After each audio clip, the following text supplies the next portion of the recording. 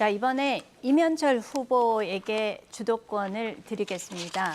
10분 동안 토론을 주도해 주시기 바랍니다. 예, 먼저 최덕종 후보님께 질의하겠습니다. 네. 그 공약에 보니까 중장년층에게 AI 구독료 바우처 이게 결국 현금으로 지급을 하겠다는 것 아니겠습니까, 그죠? 예, 예산을 편성을 해서 예, 또 그리고 이게 도시민 3사안 또 무구동에 반려 쉼터를 짓겠다고 하셨습니다. 그런데 그 오늘부터 이렇게 보니까 청년들에게 AI 서비스 구독료를 연간 이렇게 10만 원씩 지원을 하고 있습니다. 이 시 정책과 중복이 되는 선심성 사업이라고 생각하지 않으십니까? 예, 시에서 구독료를 지원해주는 또 어떤 분류가 있을 것이고 우리 구에서는 제가 공약을 자세히 보시면은 그때 기자회견 때 말씀드렸지만은 모든 청년과 모든 중장년층에게 제공한다는 이야기는 안 했습니다. AI를 통해서 크리에이티브 상상력을 가지고 어떤 새로운 사업, 신산업에 도전하고 창업에 준비를 하고 있는 청년들이 있다면 그들에게 제가 지원하겠다 이렇게 이야기했습니다. 그래서 이게 중복이 된다고 말씀하시지만 시에서 AI 구독료를 이렇게 제공하는 청년과 또 구에서 하는 건 다를 수가 있습니다. 지금 언론의 보도 내용은 예. 지금 최덕종 후보님이 말씀하신 그런 내용으로 보도된 게 아닙니다. 그러니까 예. 지금까지 AI 구독료 바우처로 해서 예. 지급을 하겠다고 말씀을 하셔서 예. 그 내용을 우리가 확인해서 예, 지금 다를 말씀드린 겁니다. 것이고 내용이. 예. 그다음에 저는 뭐 같은 예산이라도 이렇게 효율적으로 사용해야 된다고 생각을 하고 또 정보산업진흥과 같은 그런 연계한 전문 창업 교육이 더 시급하다고 생각을 해서 제가 말씀을 한번 드렸습니다. 그다음에 이제 삼산무구동 한복판에 펜 놀이터를 짓는다고 말씀을 하셨어요. 이게 펜 놀이터라는 게 분명히 필요한 것은 사실입니다. 지금 1,500만 애견 인구 시대에 돌입이 또 되어 있고 또 우리 주민들과 직접적인 관계가 있는데 펜 놀이터를 짓겠다 또 지어시겠다 확보를 하겠다는데 반대를 하는 것은 아닙니다. 그러나 이게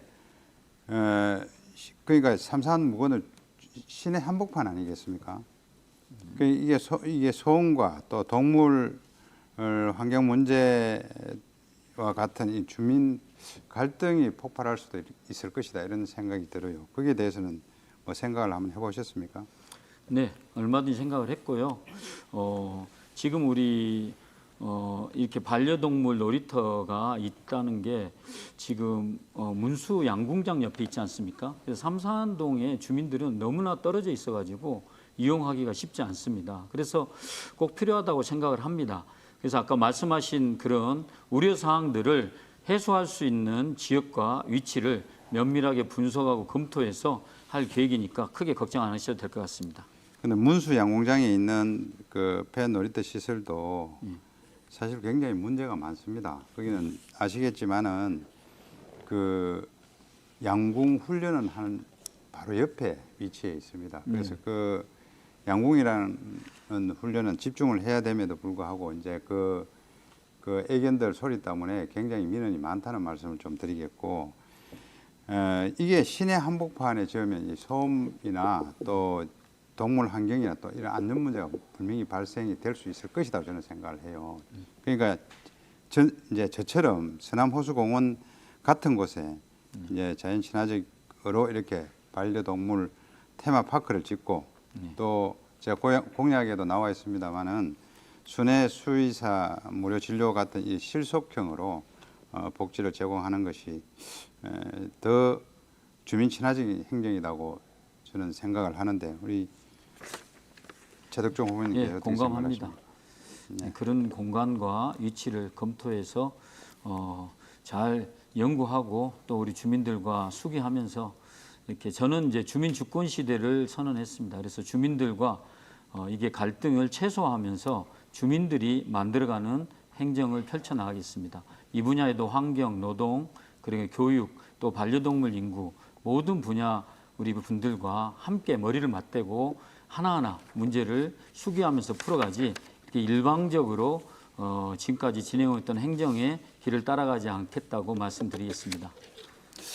예, 제가 아까 답변이 부족해서 제가 말씀을 드리지 못한 복합환승센터와 역세권 개발에 대해서 조금 말씀드리겠습니다.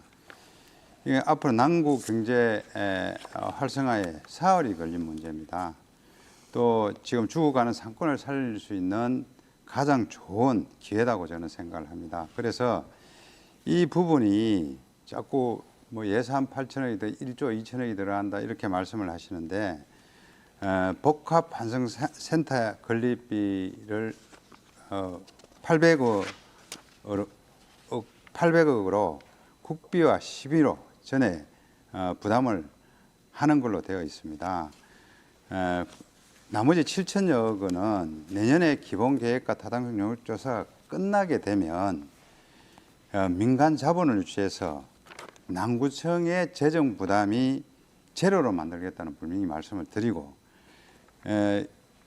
연내에 국토부 광역교통 계획에 반드시 반영될 수 있도록 저는 구청장이 되면 시와 TF팀을 구성해서 최선의 노력을 다하겠다는 말씀을 드리겠습니다. 그다음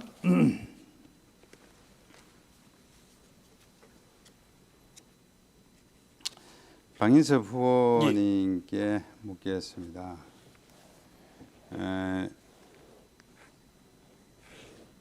시니어 일자리에 대해서 박인섭 후보님이 구상하시는 뭐 시니어 일자리는 뭐 어떤 것이죠?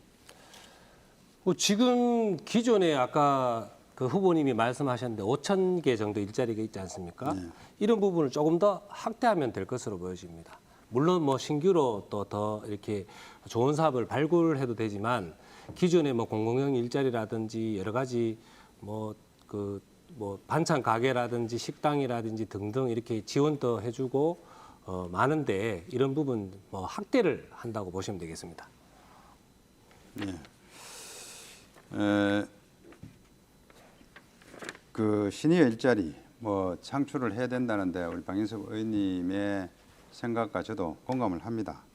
그렇지만 시니어 일자리가 언제까지 관이 주도해서 이렇게 시니어 일자리를 넓혀야 되느냐. 또 아까 최덕종 후보님께서도 그 일자리 창출을 1만 개를 하겠다고 말씀하시던데 저는 사실 이렇게 관이 주도를 해서 일자리를 자꾸 창출을 하는 이런 부분들은 굉장히 회의적이라고 생각을 합니다. 단순한 노무형 일자리에는 한계가 있다고 생각을 하고요. 저는 이제 민간 주도형 일자리로 반드시 만들어져야 지속 가능한 그 진정한 노인 복지라고 저는 생각을 합니다.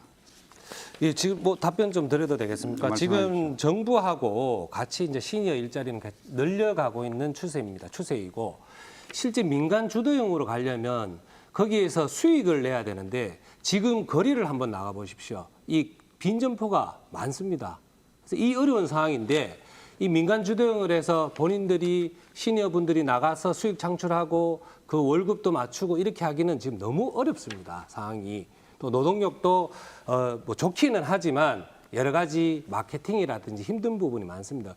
그럼 지금은 조금 맞지 않는 것 같고 조금 관이 조금 주도해서 지원을 해야 될 것 같습니다. 알겠습니다. 예. 지금 관이 주도하는 것도 지금 저는 제가 판단했을 때는 우리 남구의 예산을 가지고 봤을 때는 과포화 상태다고 저는 그렇게 판단을 하고 있습니다. 시니어 분들은 실제 우리나라를 위해서 굉장히 노력을 많이 해오셨습니다. 이분들 거기까지 하겠습니다.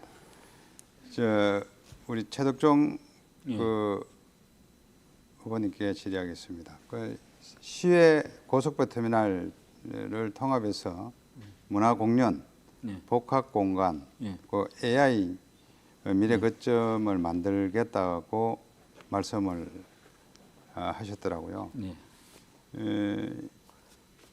이게 터미널 부지가 롯데 소유의 부지인데 뭐 이건 아까 조금 언급을 하시던데 혹시 이 공약을 거실 때 사전에 롯데와 협의 절차를 밟으신 적이 있습니까? 네, 롯데 관계자분들과 조금 논의를 했었습니다. 그리고 롯데도 사실은 그 부분에 고민을 하고 있는 걸 확인을 했습니다. 그리고 이것도 시사업이고 또 어느 통합된 한 남은 이제 부지가 남을 거 아닙니까? 그곳에 많은 돈을 들이지 않고라도 기존의 건물이나 인테리어를 조금 개선하면서 그 지역에는 청년들이 네. 무수하게 많이 지나간 곳이기 네. 때문에 자, 청년들을 위한 이면철 문화 후보의 공간을 주도권 토론 만들고자 합니다. 시간이 끝났습니다.